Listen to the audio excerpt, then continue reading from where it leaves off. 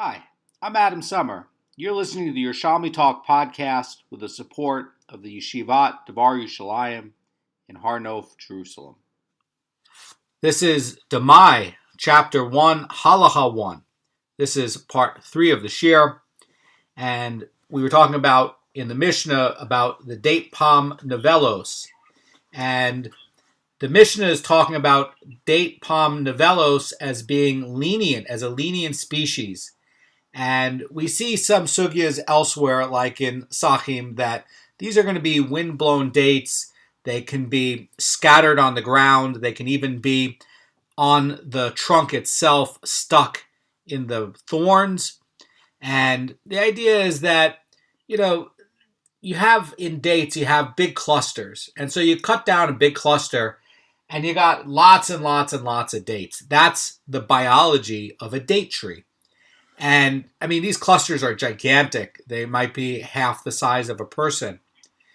And you have a lot of your yield right there.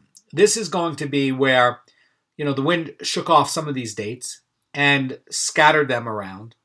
And it's like, why would you take the effort to pick up a few of these dates when you could just take off this big cluster and get just a huge yield? And, it's not really worth the work. So that's why this is going to be in this sort of lenient species, because it's readily available. It's really like Hefker. It's really not considered to be valuable. According to Rabbi Yochanan, this is Hefker. And why would it be Hefker? We learned about this in Masechet Peah, because the farmer basically, there's like this idea of yush, where he's basically given up hope of harvesting them. It's not worth his effort or time, and he's moved past it. He's going after this big cluster and the other big clusters on the next trees. He's not worried about 10 or 12 dates scattered around. He's a busy guy. He's got to get a cluster with hundreds of dates. So the Gemara is going to talk about something a little bit different. And there's a brisa that teaches, this is going to be a Tosefta in Demai 1:1, that teaches Rabbi Yossi, the son of Rabbi Yudah, says regarding novellos that are sold together with ordinary dates, they are subject to the tithing obligation. Now, you have in here some dates. These novellos are going to be Hefker, and the guy actually went through the trouble to go pick them up and put them in with the rest of the dates from one of these clusters, and he sold them together. Now, they're saying that it's going to be subject to tithing. This is going to be like the owner protected these dates. Again, very inefficient to do it. Now, normally the farmer has no regard for inferior fruit or fruit that he abandons to Hefker. A lot of opinions will be that the novellos will be immature, and perhaps that's why they were windblown, or maybe they're a little bit older and they've like dried out a bit, and they are sort of not the same quality as the normal cluster of dates that are on there. It's a little bit different. Now, this seller has collected these and put them together, and presumably you're going to be able to see a difference where it's going to be like, oh, these are novellos that you've mixed in here, and these are the good dates. So over here, this is going to be subject to tithing. And, we find that if he's selling this in the market, we assume that he originally abandoned these dates, and then he came back, he reclaimed them, and then he decided to sell them. And since they're originally Hefker, they are going to remain exempt from tithing forever. That, by the way, you can see in Baba Kama 28a. So when something is going to be Hefker, like from these farm produce, it's always going to be exempt from tithing. But here's the Chiddush, and here's what the Vilna Goan says about it. It says, when someone sells the novellos together with the ordinary dates, he shows that the novellos are of value. And so we can assume that he intended to sell them all along and not abandon them to Hefker. And so they're going to be subject to tithing because basically, according to the Vilna Goan, they never fell into this status of being Hefker in the first place. And that's a really interesting brisa. It's a really interesting insight here. And this is a little bit different from what you'd expect. Normally you'd expect, okay, the novellos, they blew off the tree, they're scattered around. The farmer came back, he picked them up, and he put them into a pile and sold them all together. Well, depending on how he did it, right? If he collected them as Hefker, there's no tithing on them. If he collected and said, I'm going to collect this and I value it and I'm going to put it all together and I intend to come and collect these from, the base of the tree and, from, scattered all around the tree, and I don't abandon the Hefker at all. In fact, maybe I'll even keep some and I'll give some to some workers and things like that. He never despairs of it. And so it never, according to the Vilna Goan, never falls into this category of being Hefker. And because it doesn't fall into this category of being Hefker, it stays where it's going to say subject to tithes. That's what this brisa is trying to teach. Now, Rabbi Kanievsky says about this that when novellos are sold together with good dates, they are subject to maestros because it is obvious that in this place, the novellos themselves are valued. So normally these wind-blown dates that probably are a slightly different appearance, slightly inferior from a regular date, that in this place, it's like you're protecting it. And so the custom is going to be that because you're protecting it, you're valuing it, it doesn't fall into this category of Hefker, and you have to subject it to tithes. And so over here, this would be subject in this situation to tithes, and you'd have to, go through all of the tithes of Demai. But ordinarily, novellos would not be subject to tithes because they fell into the category of Hefker. Now, the Gemara is going to refine this a little bit, and it's going to say, to what case does Rabbi Yossi, son of Rabbi Yehuda, refer to when he rules that novellos sold together with ordinary dates are subject to tithing? And the Gemara is going to continue. It's going to say, he is referring to a case where the novellos and the ordinary dates are in two containers, one next to the other, or when they are in two containers, one on top of the other. So that's really going to be the question. In other words, how is it that these novellos are packaged together? Is he putting it where the novellos are in one case and the regular dates are in another case or basket? And so, according to the Marafulda, the Gemara is assuming that Rabbi Yossi, the son of Rabbi Yehuda, is referring to someone who's selling novellos and ordinary dates in separate containers. And it's assuming that if the containers are positioned next to each other or on top of each other, it's showing that he values the novellos just like ordinary dates. And so, at the very beginning, it never falls into Hefker because he made a basket to go collect it, just like the regular dates. So, this case, the novellos are going to be subject to tithing. The Gemara is questioning whether the same rule is going to apply where the two containers are next to each other. And here, it could be arguing that although the novellos are being sold with the ordinary dates, it is possible they were Hefker at first and don't need to be tithed. Now, the idea of placing containers next to each other, side by side, as opposed to one on top of the other, is going to show that point. And it's going to show that the novellos are going to be exempt from tithing, so that the customers will not mistakenly tithe from something that's going to be exempt. The ordinary dates are going to be subject to tithing. But the separation of trumos or maestros from the produce that's on behalf of produce that's obligated or vice versa is going to be invalid. So there's a thing that if you have a slightly different, if you have something that are just dates, right? And you want to go and you want to make tithes for this basket, for that basket, you could do that, all right? But this is not going to be the same thing, because if you have novellos and they have a physical difference and they're regarded in the halacha as being an inferior version of it, inferior status, the quality is going to be very, very low.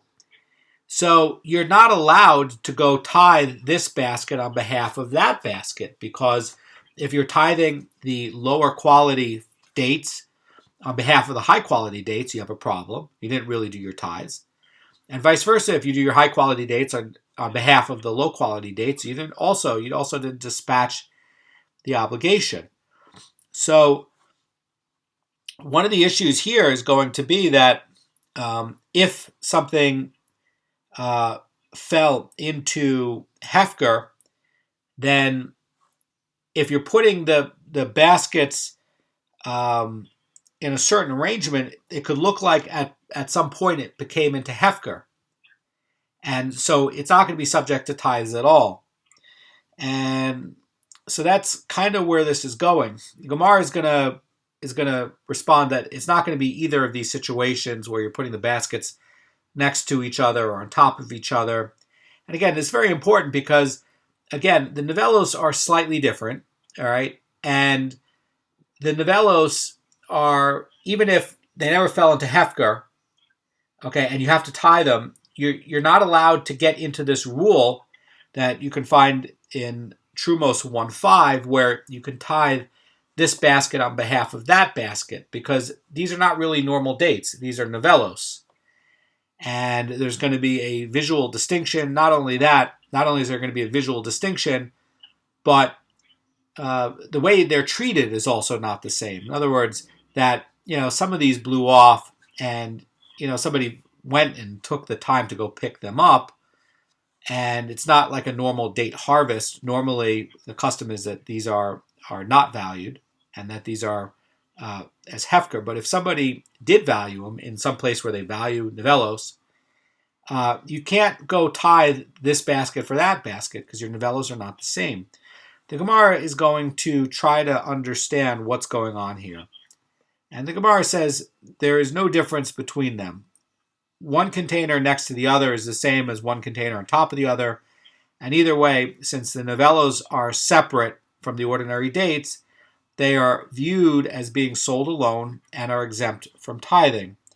Marafulda explains that if the farmer keeps the novellos and the ordinary dates in separate containers, regardless of whether they're putting the containers on top of each other or next to each other, the novellos are still going to be exempt from tithing because it is assumed that he originally abandoned them and then he changed his mind and he reclaimed them.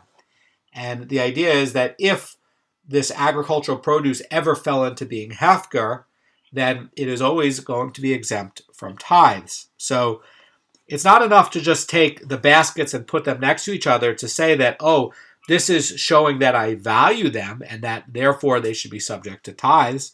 Something else is going on. So what case are we dealing with here? The Gemara says, what case are we dealing with? And in other words, when is going to be the case when novellos are going to be subject to tithing?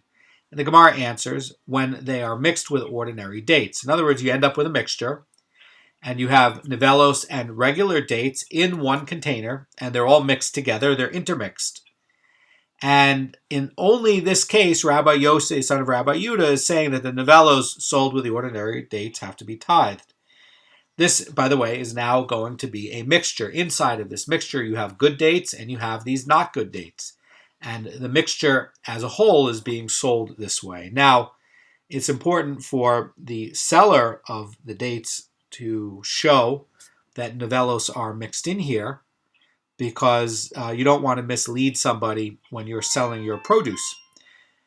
The Gemara is going to give another question about Rabbi Yosef, son of Rabbi Yudah's ruling. And the Gemara is going to say, does he refer to a case where the novellos have swelled like sourdough, or even to a case where they have not swelled like sourdough? And upon swelling like sourdough, the dates reach the tithing stage, which is the point at which the produce of the species becomes subject to tithing. Now, I've actually seen this before. If you go to the shuk here in Jerusalem and you get dates, the halacha is that dates, when does this fruit become subject to tithing? The answer is when it swells like sourdough. When you have sourdough bread and it swells up with this yeast and it gets puffy, that is when it is going to be ready for tithing and presumably ready for harvest. Now, I've seen these dates in the shuk, and there is a period of time, sometime around Shavuot, and the dates here in Israel really do get puffy. They really do have this swollen appearance and this puffy appearance, and saying that it gets puffy like sourdough is a very, very good description to explain what this looks like. It really does look like that. And that's a siman of, now it's time to tithe these dates. It's time to harvest these dates and tithe them. And I'm not sure in Eretz Yisrael if it's going to be about a week before Shavuot that they harvest them, or 2 weeks before, or Shavuot, but it's in that time frame. And the dates really do swell up like this. Now, the question is, what about when novellos are going to be swelling up? And is this going to be a case when, if the novellos are also swelling up, is this going to also make it subject to the tithing stage? Why would this be? Well, perhaps, again, these are going to be wind-blown dates, some that broke off from this giant stem that is going, as the big cluster, and some of these, broke off and they're still swollen. Is this going to make it subject to the tithing stage? The Gemara is going to respond, and Rabbi Mana says, we are dealing only with a case where the novellos have swelled like sourdough. So I think what we are saying is that we're only dealing where novellos that are subject to tithing have swollen up, because again, the siman is that for dates are not subject to tithing at all, whether novellos or regular, if they haven't swelled up like sourdough. If they have not reached the tithing stage yet. So only when they reach the tithing stage would these novellos be subject to tithing. That's Rabbi Mana's point. And so if the novellos did not swell up, then even if they're mixed in, they didn't reach the tithing stage. So, by the way, novellos are ordinarily going to be exempt because they're insignificant. But I think what Rabbi Mana is pointing out is that these are going to be subject to tithing when they swell up like regular dates, and perhaps they were regular dates that broke off. The Gemara is going to ask a question to say, if the case is where they have swollen up like sourdough, they should be subject to tithing even when they're sold by themselves because they have reached the tithing stage. So why does Rabbi Yossi, son of Rabbi Yudah, assume that they're going to be exempt unless they're mixed in and sold together with ordinary dates? That's really going to be the question. And Rabbi Mana's position is actually going to be defended here. And it's going to say one cannot suggest that novellos are subject to tithing when they're sold by themselves, because Rabbi Yochanan said in reference to the Mishnah's list of species, since most of the fruits of these species only come from a state of Hefker, the sages are saying that they're always going to be subject or exempt from tithes. They're always going to be exempt from tithes. And Rabbi Yochanan's point that we covered in the first part of this shiur was going to be that with these species, and novellos are included in this Mishnah, it's always going to be assumed to be Hefker. And so, or usually going to be assumed to be Hefker. So, even when novellos have reached this tithing stage, they're still going to be exempt if they're sold by themselves. Why? Because they fell into the status of Hefker. So you had, let's say, some very good quality dates. They were windblown, they fell off, they swolled up, and the farmer had yush. He gave up and he just didn't feel like going to collect them. He wanted the big clusters and he focused on that, and he went past the trees to collect other big clusters, and he basically left it. That falls into the status of Hefker. And so now what happens is he decides to come back and collect it. So you now have a basket by themselves of these novellos that were perfectly good dates, that were swollen and nice looking, but somebody was paid to collect them one at a time from the base of the tree. According to Rabbi Yochanan, they are always they were always exempt from tithes because they were Hefker. And once they fall into Hefker, the Hefker produce is always going to be exempt from tithes.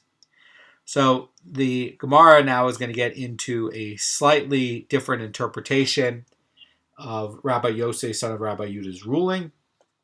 Rabbi Hanina says, we are dealing even with a case where the novellos have not yet swollen like sourdough. So this is a case, it's also surprising, that Rabbi Yosef, son of Rabbi Yuda's, requiring tithing for novellos that are mixed in and sold with ordinary dates, even if the novellos themselves did not reach the tithing stage. So again, what is the tithing stage for dates? The tithing stage for dates is going to be when they swell up. So let's say you have a crazy farmer, he goes, he gets the clusters, and he says, I don't abandon these novellos, and in fact, they didn't swell up like sourdough, so they're not subject to tithes ordinarily like normal dates. Perhaps these ones in the clusters did swell up like sourdough, but these ones did not. And now he picks up the ones from the base of the tree, puts them together with the nice quality dates that are swollen like sourdough from the cluster of dates, and mixes them all together. So you have some dates here that are novellos and some that are not, some that are swollen and subject to tithes and some that are not.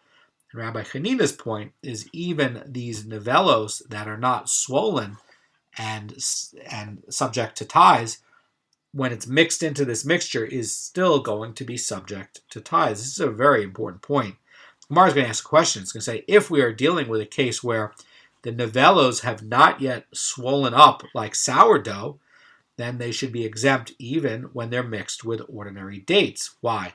Because the novellos have not reached the tithing stage, and the tithing stage is going to be irrelevant to them. So why does Rabbi Yosef, son of Rabbi Yudah, deem them to be subject to tithing if they are mixed up and sold with ordinary dates? The Pnei Moshe is saying, though, even that they get mixed up with ordinary dates, the farmer shows he always valued the novellos, and they cannot possibly be tithed if they had not yet reached the tithing stage. So that's a big question. And Rabbi Hanina's position is actually still going to get upheld here. And this is, again, very important to understand. Gemara says one cannot generalize that fruit is exempt from tithing before it reaches the tithing stage. And a Brisa says that Rabbi Yishmael, the son of Rabbi Yosef, says in the name of his father, if there's a cluster of grapes, and on that cluster there's a single grape that is ripened and has reached the tithing state, then all of it is treated as a unit for tithing. Why? Because all the grapes on the cluster are eligible for tithing now, and it's just based on this one grape. And as long as there's been one grape on this cluster of grapes that's subject to tithing, then all of these are subject to tithing. And same here, if you have this cluster of regular dates and these have swollen and you have novellos, since it's likely that, and by the way, even if the novellos, even if one of these novellos has swollen up and all the other novellos has not swollen up, the idea is that it's likely at least one of the novellos in the cluster in this area that has all these novellos has swollen up like sourdough. And that is going to connect to all of the other ones that didn't swell up, and it's going to make them all eligible for tithing. Why? Based on the one date. So, or based on the one novello. So the Gemara is going to show a dispute from some of the other Amorim.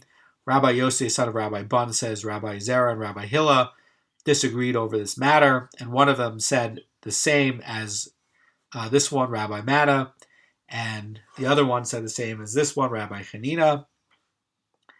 And when we're dealing with the opinion of Rabbi Yosef, son of Rabbi Yudah, the Gemara is now going to talk about what are the sages actually going to say. How do we deal with this? So the Gemara says, but the sages say, and this is really showing the opinion of the sages, it's going to say it's neither like the words of this one, Rabbi Matta, and neither like or nor like the words of that one, Rabbi Hanina. Rather, the sages say that novellos that have swelled up like sourdough are subject to the tithing obligation, even if they're sold by themselves, whereas those that did not swell up like sourdough are exempt from tithing, even if they are sold with ordinary dates. So I want to unpack this, and this is very important to understand, and we're going to look at some of the commentary here in the Art Scroll to explain it on 3b2. So it's going to read over here, according to the sages, the ruling of the Mishnah that nivelos are exempt from tithing, either as Demai or Tevel, applies only to nivelos that have not yet swollen up like sourdough. And once they swell, like sourdough, they are subject to tithing. So the idea here is that I think what's happening is that this generally, this didn't fall into Hefker yet. And, Rabbi Yochanan's point is that usually this is going to be Hefker. But we're talking about a place that they protect these and they value these. And they're going to collect these like the rest of the cluster. For whatever reason, they economically decided to go and do it and value it. It never falls into Hefker. And so when are dates going to be tithed? It's going to be when they puff up like sourdough.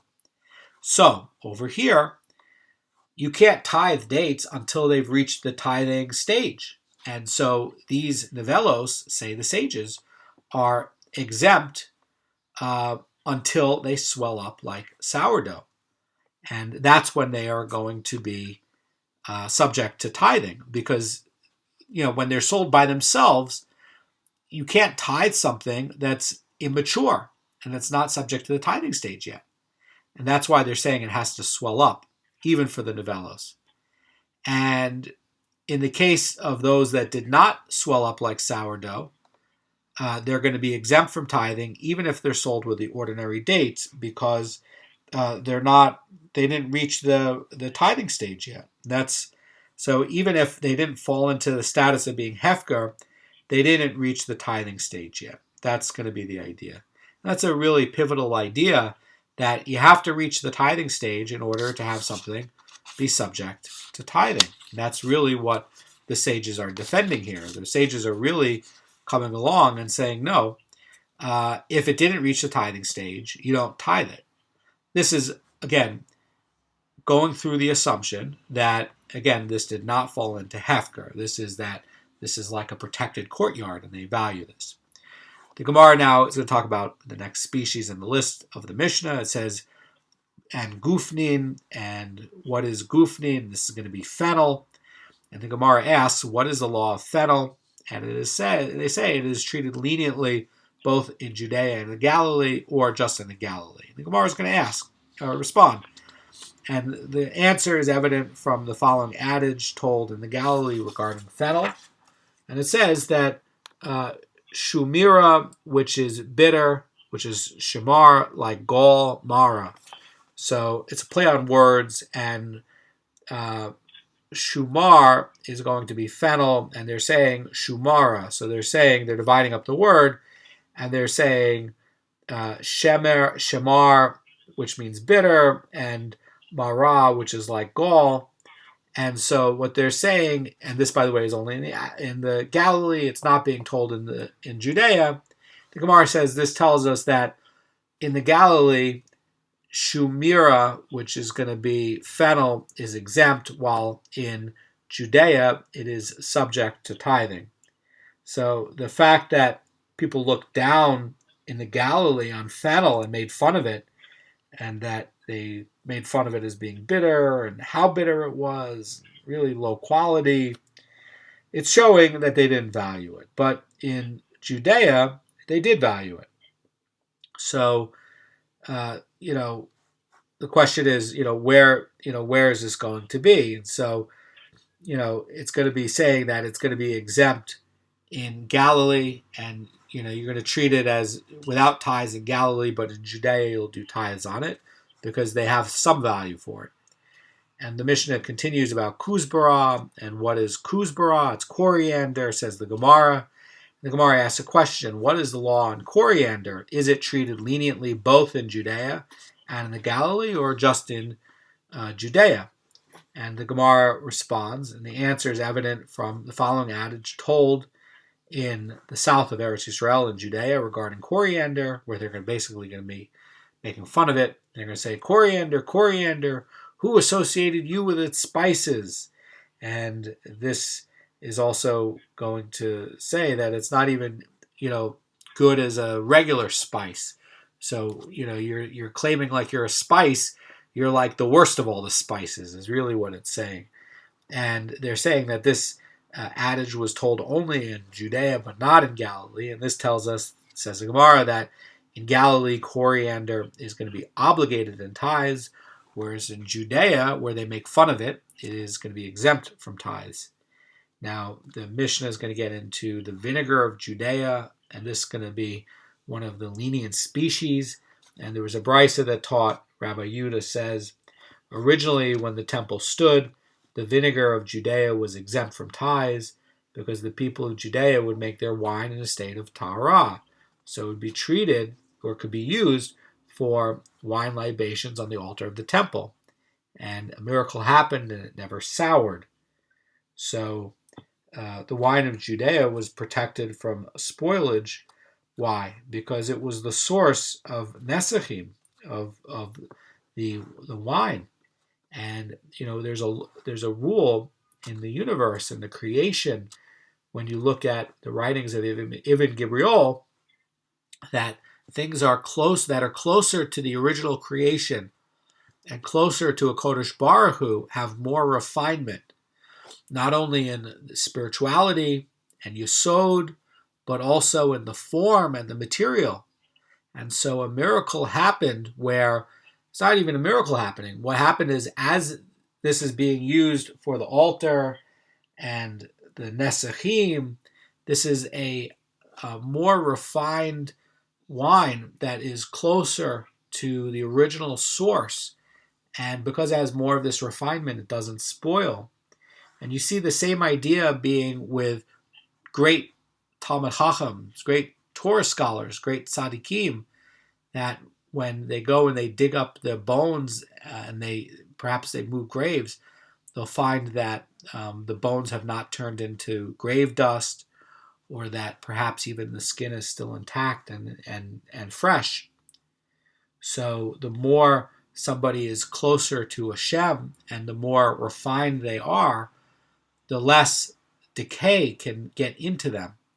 And we live in a world where there is Zoamar. Zoamar is going to be decay, and it's coming from Tuma, and it's coming from the forces of Tuma and the evil inclination that came into us with Adam and Chava and the garden and the snake. And as a rule, things that are going to stay tahor and they're going to stay pure are going to be more resilient to the forces of Zoamar, which are going to bring things into the world of spoilage, rot, and decay.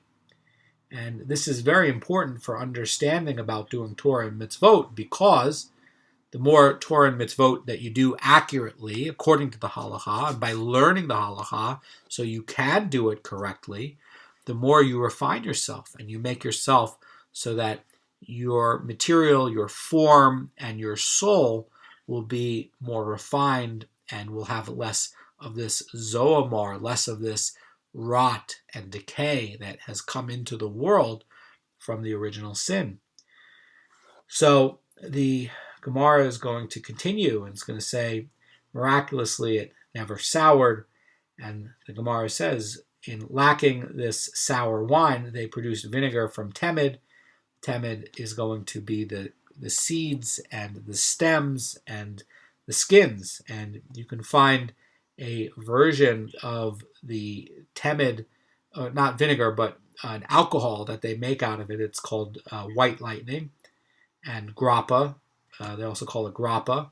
And the Italians make it, and they also make it in some of the nice vineyards here in Israel. I've found it here, and it's very good. It tastes just as good as any other grappa anywhere else in the world.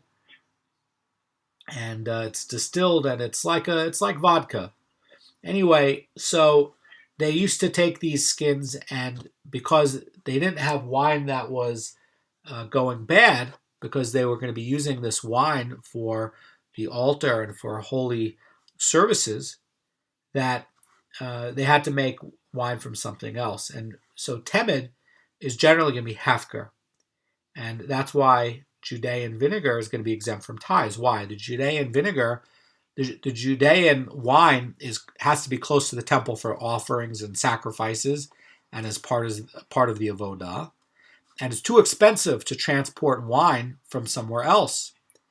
And in fact, you see this in the Gemara in Maestros chapter 5 Halacha 4, where it's talking about in the future that there's going to be a greater value for grapes and wine close to the temple in Jerusalem, within about a day's journey, it says.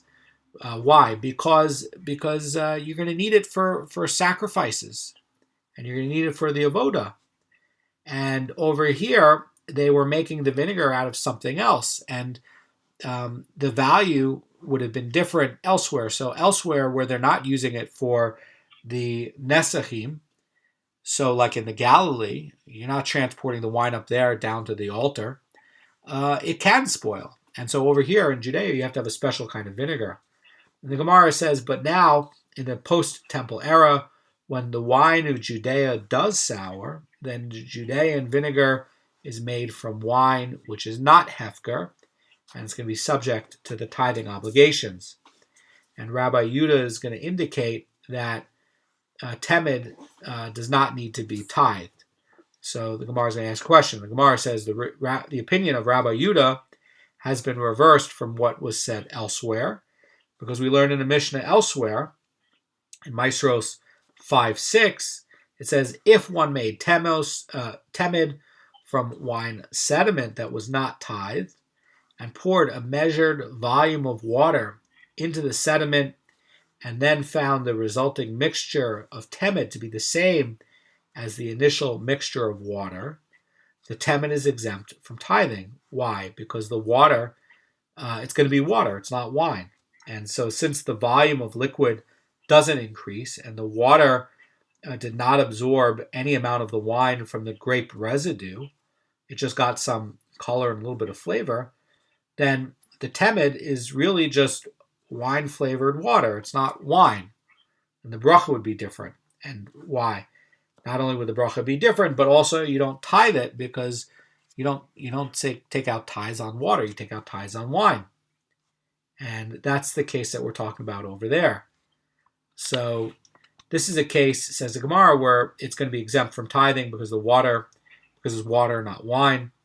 And Rabbi Yehuda deems the temed subject to the tithing obligation. So Rabbi Yehuda is assuming that in the process of steeping, some of the water was absorbed into the sediment, and an equal amount of liquid from the sediment, being like this old, these scraps from the wine, the skins and the seeds and the stems, that it's going to flavor the beverage. And since the volume of the decanted liquid equals the volume of the original water, the liquid is going to be classified not as water, but as wine. And that's going to make it subject to tithing. That's also going to get into another concept about taste. Is taste going to be a substance? The Gemara is going to continue, and it's going to say in this Mishnah, Rabbi Yehuda is going to require that temed is going to be tithed. Yet here in the preceding brisa, he says that the temed is exempt from tithing. So what is this contradiction? And I want to point out that one of the highlights of learning Gemara, says the Chazan Ish in his book on faith and trust, is trying to take Gemaras like this and reconcile them. Try to see where it looks like there's a contradiction, and trying to get out the nuance and the subtlety of these deep halachic points so that you can get what's going on here. This is very, very important to do. The Gemara is going to resolve this contradiction. The Gemara says, Rabbi La says, originally, when the temple stood, grapes were plentiful, and the grape seeds were not valued, and therefore they're not left over as Hefker, and the temed produced from them is going to be exempt from tithing.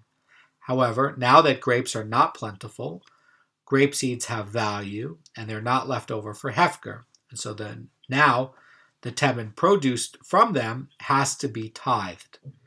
So again, we're talking about a time when you have, the produce of Eretz Yisrael having extra bracha from the temple and from the Shekhinah and from more divine providence and divine light being in this area of the world because the Jews are more involved in doing Torah and mitzvot.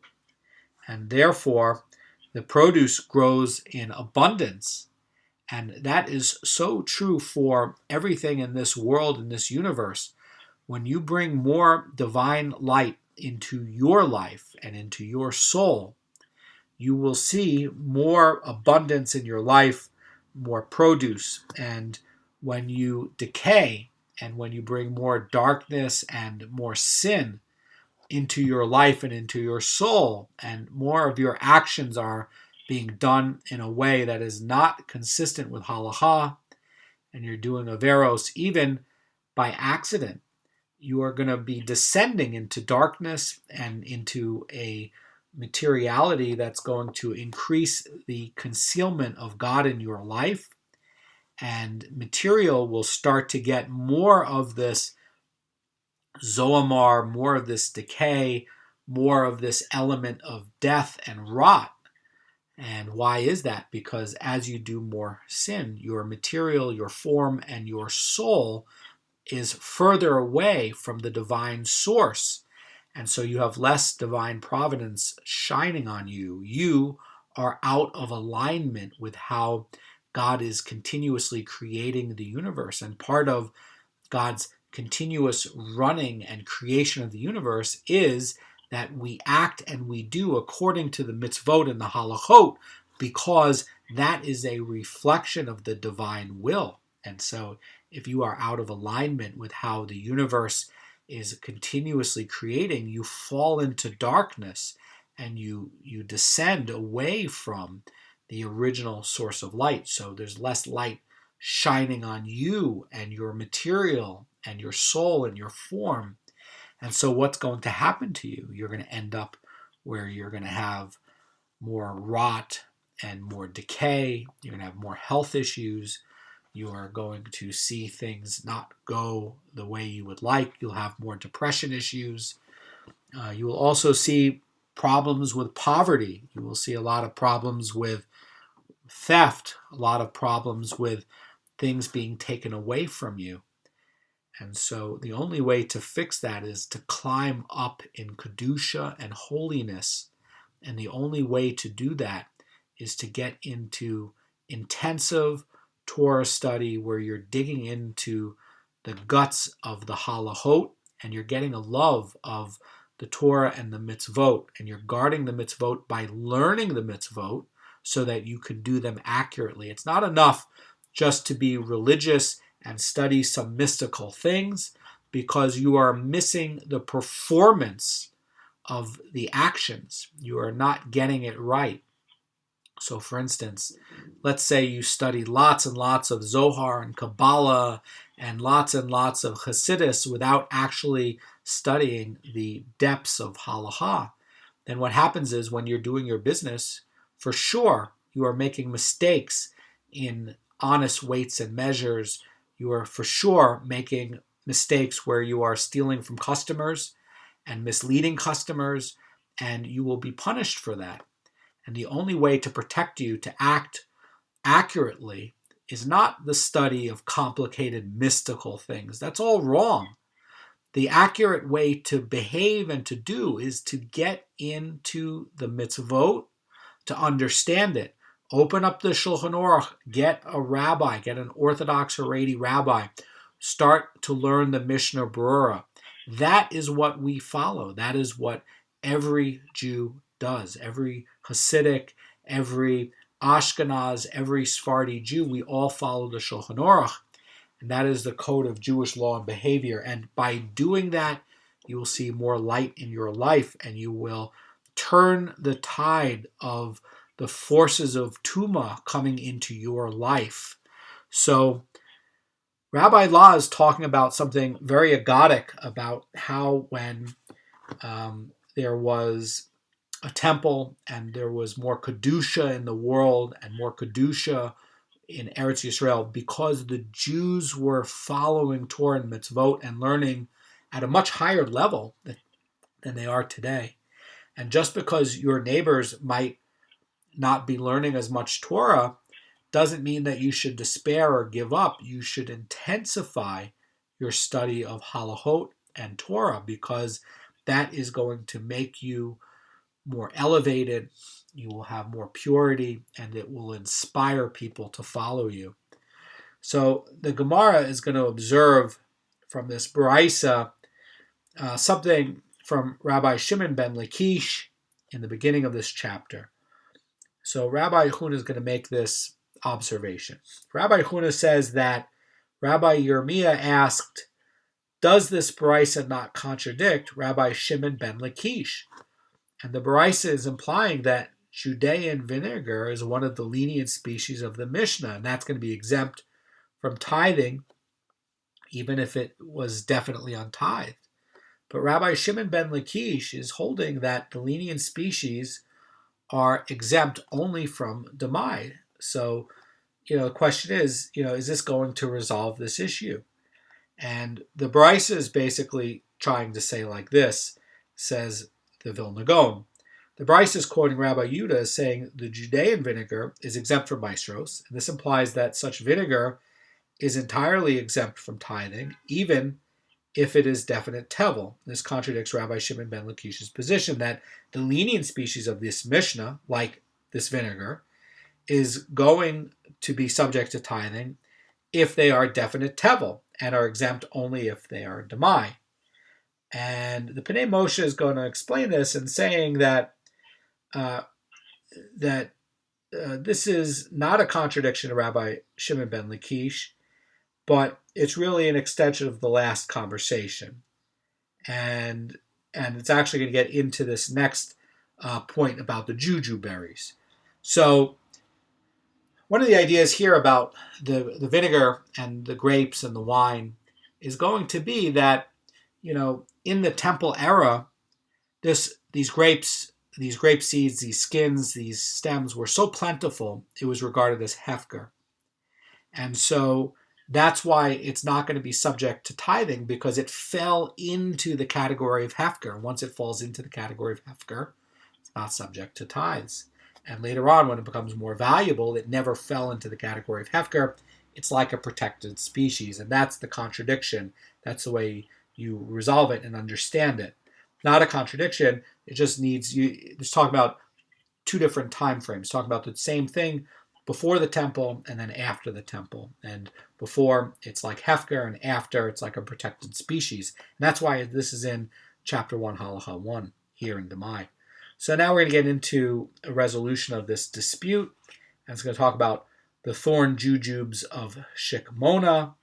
And the Gemara asks and says, but let all the thorn jujubes are available outside of Shikmona that are exempt from tithing outnumber the thorn jujubes of Shikmona, and let even these Shikmona jujubes be exempt.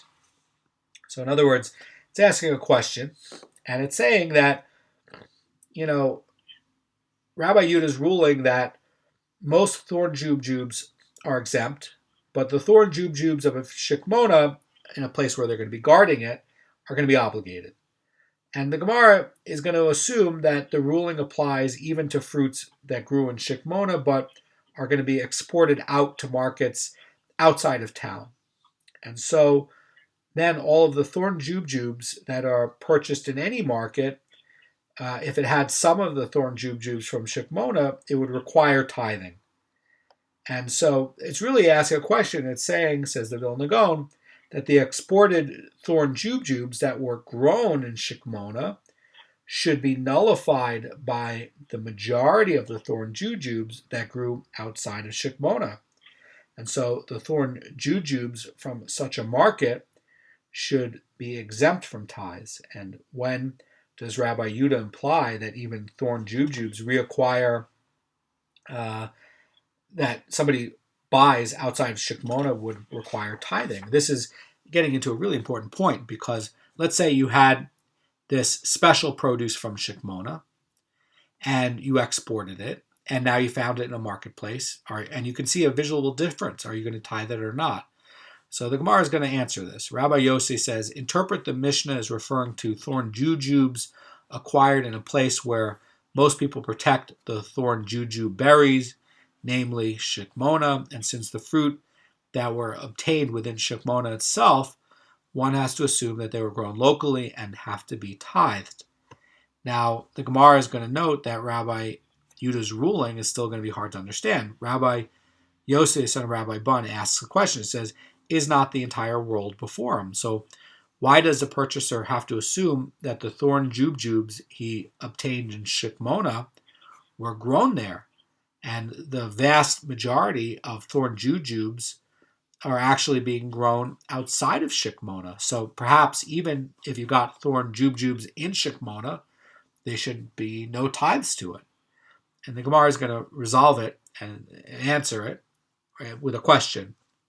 And it's actually going to leave it unanswered.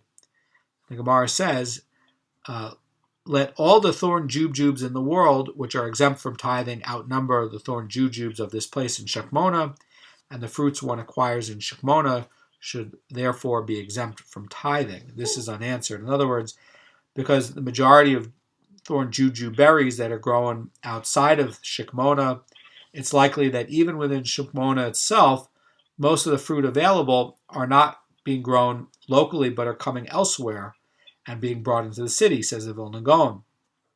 And so, since basically the city is being flooded with non-local jujube berries from shikmona, then you can assume that it's from elsewhere, and you should have to. It should be exempt from tithes, and therefore, if you can't differentiate the thorn jujube berries from shikmona from any other thorn jujube berry, even if you bought it in shikmona, perhaps there's going to be no ties to it whatsoever, because you can't prove it came from that particular farm.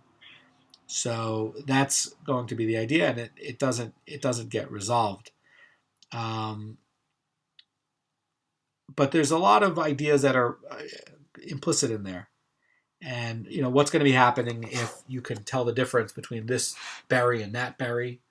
And so presumably you can't tell the difference between a regular jujube berry and a shikmona jujube berry. We covered a case where you could tell the difference, perhaps like with the novellos you could tell the difference. But with these jujube berries, what this is really showing is perhaps it's not enough to just say that if you're in this locale, you don't need to worry about whether you should be tithing, because perhaps it's so available, it's coming from elsewhere, that you can assume that perhaps it's not even from there at all and not subject to tithes. This is going to get into a lot of implications coming up later with mixtures, areas. Also, it's going to be coming up with appearance of fruit. So all of this is very important. Have a great day.